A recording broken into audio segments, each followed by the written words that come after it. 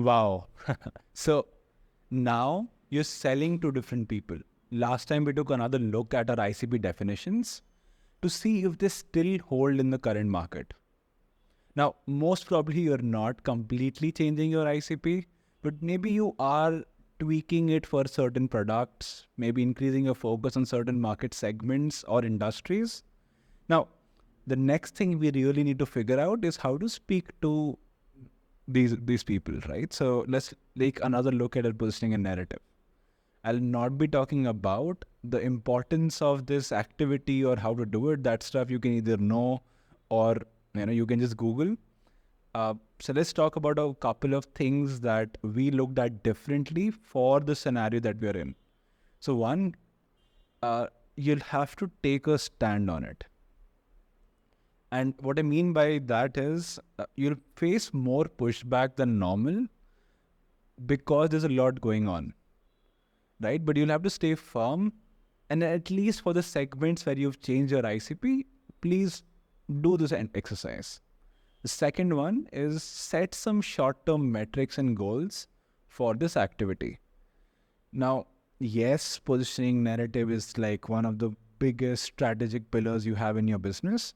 But even in the short term, this helps you reduce acquisition costs for marketing. It increases sales close rates, and this is stuff that you need to keep an eye on. Now, to do this, get alignment with these teams already. Like, just understand, tell the sales team that, hey, we are changing it, try this new script, and then whenever you do it, tell me if it's making a difference or not. Set those meetings from the get-go to understand, okay, like get that feedback. Even with marketing, understand which ads are with the new narrative and with the old narrative, which landing pages are with the new and the old, and just to get that feedback quickly and see if you can, just if you're seeing a difference in the short term or not. This will also help you get a lot more buy-in from other teams and other stakeholders for this activity. Number 3, related, treat this like you'll have to rapidly iterate on this activity. Now, what I mean by this is don't treat it like a regular positioning exercise. Treat it more like an A/B test, right? So I understand this is an important decision, but still, like, don't get stuck to the first positioning or narrative statement that you come up with.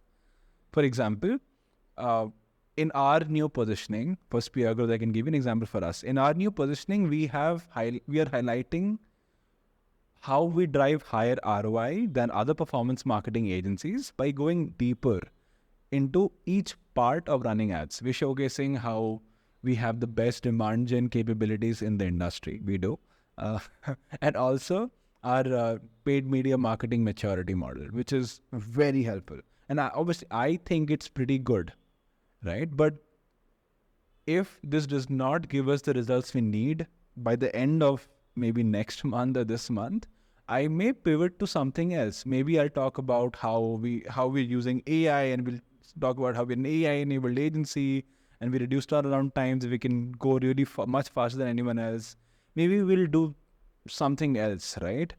Who knows? But the point is, don't feel like you get stuck to the positioning you create. Yes, there's a lot of work that went into it, and this will also help you do it faster, knowing that you don't have to stick with it for too long. So if you can, be open to more iterations based on the feedback you get. Number 3, focus more on ROI. So recently, companies like us, our clients, every service company, software company, are having to justify the budget that they are taking from the company.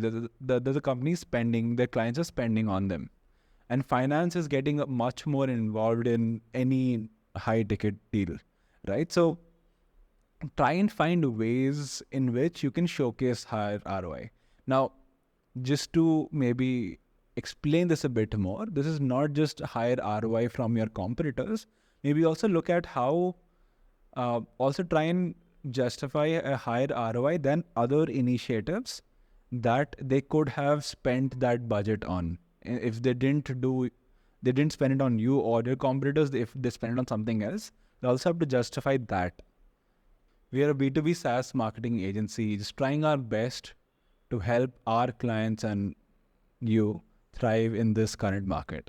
This video is part of an ungated series of videos, blogs, posts that help with this. If you'd like us to send links completely ungated again, wherever we post them, just let me know in the comments and we'll DM them to you. And I've said this once, I'll say it again. Great companies are built in this market scenario. Let's kill it.